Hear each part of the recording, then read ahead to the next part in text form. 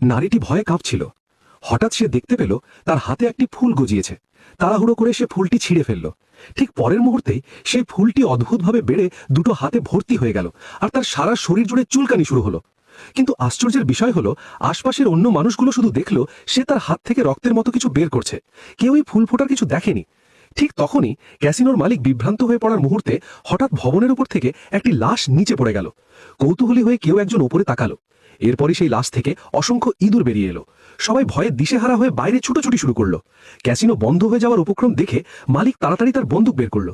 কিন্তু ইঁদুরগুলো এতটাই হিংস্র ছিল যে কিছুতেই থামানো যাচ্ছিল না। ঠিক সেই সময় ক্যাসিনোতে যে তরুণটি মারা গিয়েছিল সে আবার সামনে এসে দাঁড়ালো। তাকে জীবিত দেখে মালিক হতভম্ব হয়ে গেল। সে তাড়াতাড়ি একটি ছুরি বের করে তাকে আঘাত করলো। কিন্তু তরুণটি তখনও মৃতই ছিল। মৃত তরুণ মালিককে সজোরে আঘাত করলো। মালিক ভবন থেকে নিচে পড়ে গেল। সে পুরোপুরি বুঝে ওঠার আগেই অসংখ্য ইঁদুর একের পর এক ঝাঁপিয়ে পড়ল এবং ঘটনাস্থলেই মালিককে টেনে নিয়ে নদীর দিকে ঠেলে দিল।